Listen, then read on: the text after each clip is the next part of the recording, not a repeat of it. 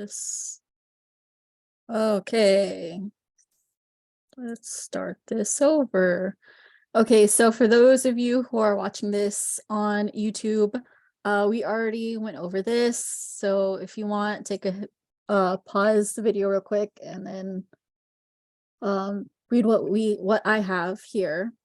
But going back to where we left off. So what causes acquired fluency disorder can happen at any age and maybe result in illness, trauma, or accident affecting the brain or physiological trauma. And then, yeah, which I should probably copy and paste this real quick. I don't know how I missed this. I guess it happens to the best of us. And if I can throw my 2 cents in, I have in my notes, because I went back and looked at the whole presentation that Amy did on everything, was she also said that there can be neurogenic stuttering and psychogenic stuttering. And then she talked about the causes of neurogenic versus psychogenic. So she talked about that. So you never know with her curveballs. Dang. What was the second one you said, Kathy? Neurogenic and what? Yeah, there's neurogenic stuttering and psychogenic stuttering. I put it Okay. right here. Yeah, so basically neurogenic stuttering is caused by, brain injury or insult, and psychogenic stuttering is due to psychological trauma. So it's pretty straightforward based off of what they're called. Mm-hmm. Okay. I did not have that part. So Next question. What is cluttering? Might sound like they have a language disorder because they are speaking at a rate that is fast enough to cause the fluency of their message to break down in some way. So it's when they're trying to say too many things at once. And then what are the secondary features of stuttering? I put escape behavior, avoidance behavior, and feelings and attitudes. Does everyone have the same thing? Yeah, those are Okay. the 3. Okay, good. Did you guys add any of the facial, lip tremors and head jerks and that in addition to what you said? Yeah, I thought about some examples for the escape behaviors. That's what you're Okay. talking about. Yeah, that's what I listed. Yeah. Oh, okay. Because there's a page in the textbook and probably in the lecture, I can't remember, of the different physical things associated with those. I wonder if we're supposed to put the 3 main characteristics of cluttering. Maybe, because I don't think know. if you look at the lecture, it has some of the disfluencies that they can lead to, like interjections and phrase repetitions and things like that. Unblocking. Interesting. Okay, so moving on to module 11. What is a language disorder? It's an impaired comprehension and or use of spoken, written, and or symbol systems. For the next one, I honestly had no idea what it was asking. I just put what the subdomains are for these domains. Does anyone have something different? That's what I have, and the definitions for each of those 3 terms. Okay. Me too. Yelp. Yeah, because that's all I put, and I'm just like, oh, well, because I couldn't find a good definition for these. All right. Next one, the etiology of language disorder. So basically it refers to cause of the language disorder. So you have primary and secondary. Primary, it occurs in absence of any other disability, and then secondary occurs in the result of another disability. And then you have developmental and acquired. Developmental is present from birth, and then acquired is it acquires sometimes after birth. It could happen throughout any time in your lifespan. What are the prevalent types of language disorder? I put specific language impairment, autism spectrum disorder, and then intellectual disability and brain injury. What are the defining characteristics of the prevalent types of language disorder? I put inconsistent skills across different domains, history of slow vocabulary development, difficulty coming up with the right words at the right time. And then it's asking for what is receptive and expressive language. Receptive language refers to how your child understands the language, and then expressive language refers to how your child uses words to express themselves. And then mixed language disorder is when a child has both characteristics of receptive and expressive language defects. Hey Sabrina, What's up? for receptive and expressive, there was something that I added. Just a second. Are you talking about the skills we use for both of those, perchance? Let me see. Sorry, hold on. Also, for the Okay. defining characteristics for the language disorders, that's like the definition for a specific language impairment. I think she also wanted the characteristics of the other three of ASD, ID, and brain injury, but I could be wrong. Oh, dang. For receptive and expressive, I specified that receptive is comprehension and listening, and expressive is speaking, communicating, and verbalizing. So it's comprehension and what? Listening, Oh, for receptive language, I have reading and listening. comprehension, yeah, comprehension and listening, and then expressive, speaking, communicating, and verbalizing. And for expressive, I have speaking and writing.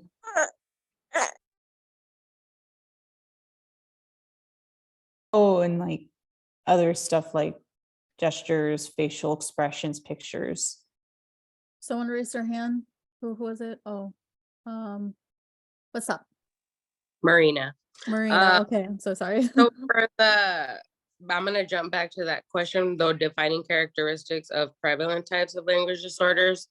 I heard Olivia mention that it's the definition. I'm just gonna read one out and tell me if you guys got the same thing. So I put for the autism spectrum disorder, I put emerge during childhood, affect everyday functioning with social, probably with social communication and interaction.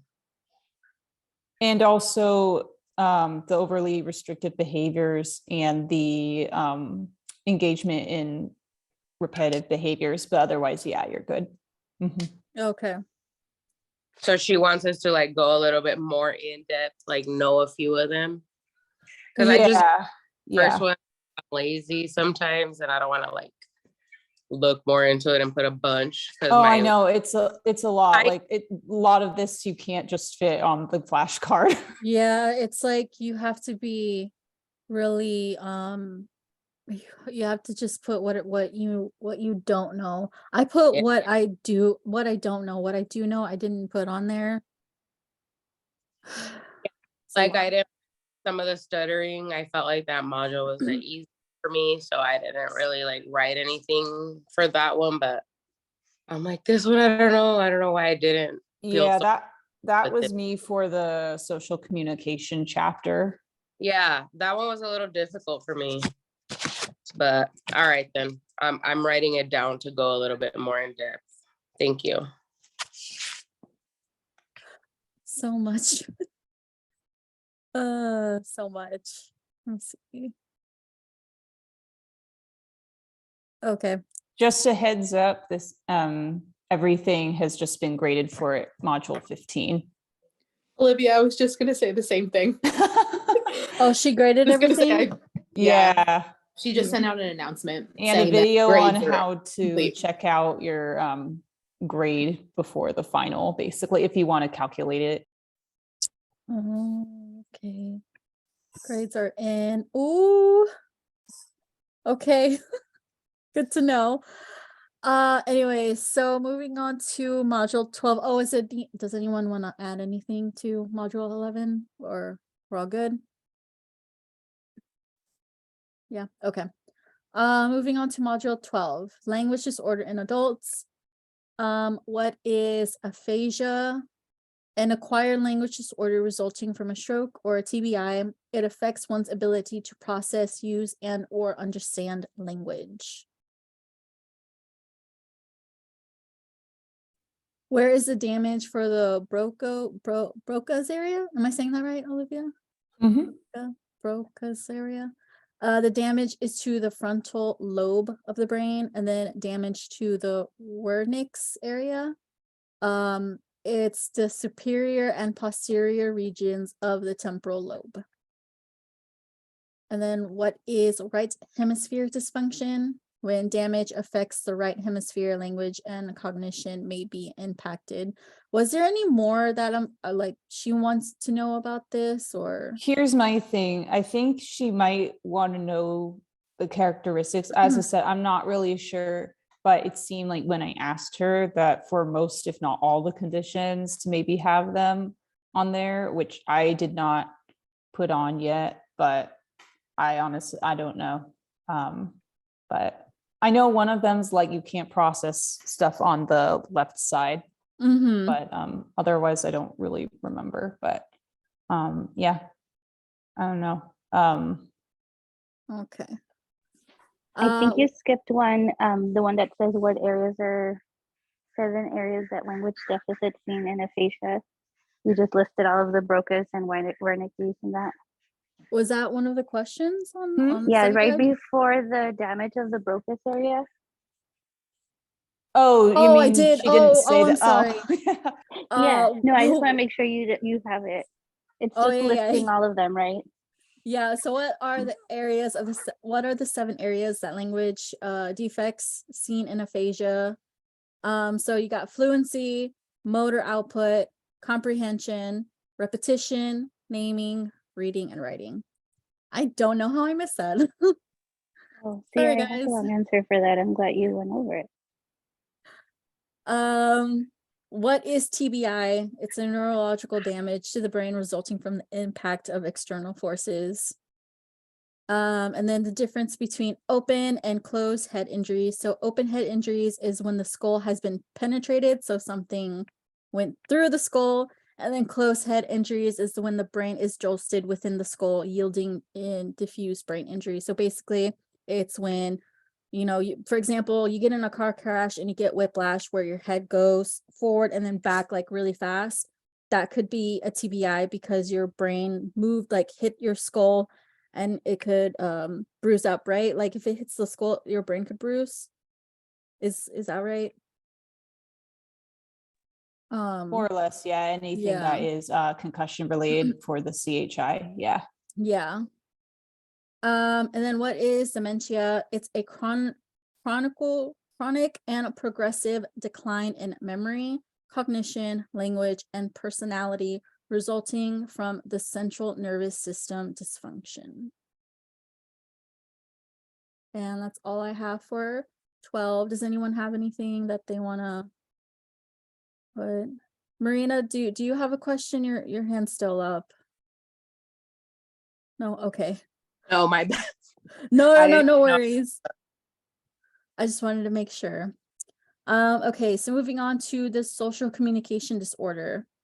What are the 3 major communication skills that are part of the social or pragmatic communication? It is using the language, changing the language, and following the conversational rules. So for changing language is to being able to talk, you know, in a classroom versus being outside in a playground. And then following conversational rules would be able to take turns in communicating, being able to stay on topic, and then using language would be like to comment, to request, to reject. Do you think she wants us to know like what they are? Like as in to define them? I mean, if you guys want to put it on there, you can. I don't know. I just went with the basic answer. I didn't really go into depth with my answers on the study guide. No, I didn't either with that But- one, with the question. But I feel like this is kind of like straightforward too, like for you to memorize the definitions for this. And then what is a social communication disorder? It is when an individual has difficulty with social interaction, social cognition / understanding, and a pragmatic language. And then what are examples of social communication behaviors individual with autism? I put poor joint attention, preservation, and then I can't pronounce this word. Can anyone pronounce Echolalia. echolalia? What is echolalia? Echolalia. Echolalia. For that, yeah. Yeah. It is a repetition of another speech that can be either be mediated or delayed. And then what is preservation? It is repeating certain behaviors over and over and over again.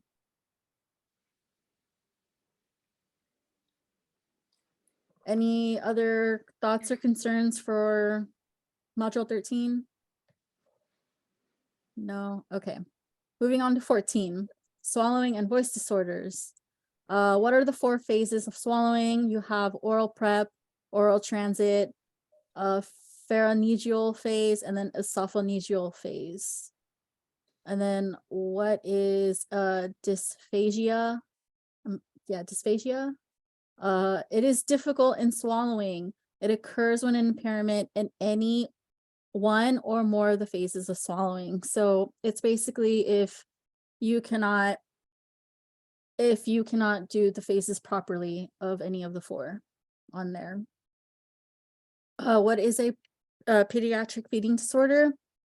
An impairment oral intake that it is not age appropriate and is associated with medical, nutritional, feeding skills, and or psychosocial dysfunction. That's not the standard definition that was given. Same. They No, have have very, the there's very specific persistent- nomenclature for that. I mean, Do you have how the you persistent describe it is, failure to eat? how you describe it is correct, but that's not the nomenclature that they're looking for. no. I think No, they're hang on, looking let me- for the let one me that bring it up. said it has to be a result in significant loss or weight or failure to gain weight, right? The APA definition, the Kathy, is second that the one half you're of it, talking yeah. about? Yeah, Yeah, so a child's persistent failure to eat adequately for a period of at least 1 month, which results in a significant loss of weight or a failure to gain weight. that's Is what that I what have you too. have, Kathy? Okay. Yeah, yeah. That's the one that was on the test that we had a few weeks ago. Yeah. And So she wants And- that definition. yep, Mhm. Okay. Well, delete. just trying to help. No, thank you for that. I even put it, you know what? I might have to redo this note card. Yeah, Okay. and right now I can't find you guys on my computer screen Okay. to mute myself. Oh my God. All right. There you go.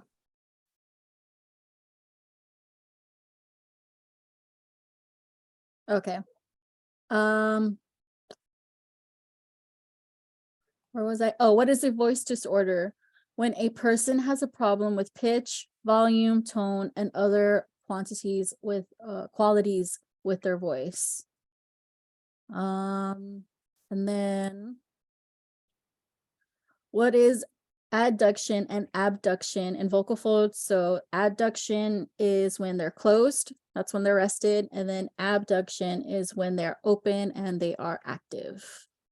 I could be wrong, but I think she also wants us to know for that one, like which one involves phonation, which one involves breathing, might be helpful. Oh, good to know. Do you know which one is which? Yeah, adduction is with phonation and abduction is with breathing.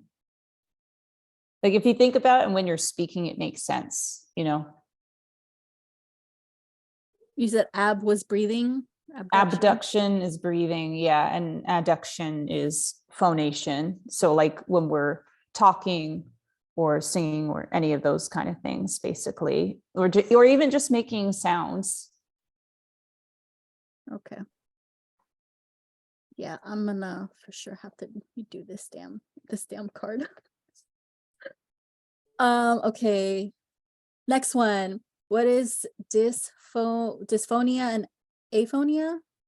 I don't remember reading about this in the book or learning about this in the chapter, but dysphonia is referred to a voice that is disordered in some way, and then aphonia refers to the total loss or lack of voice. Again, I don't remember reading that. In the quiz, we had a quiz and I don't even remember, module 14, obviously. I think I put dysphonia as an answer. I don't remember, so we might need to know a characteristic, Oh, because I do remember writing that in one of the questions, just in case. You should go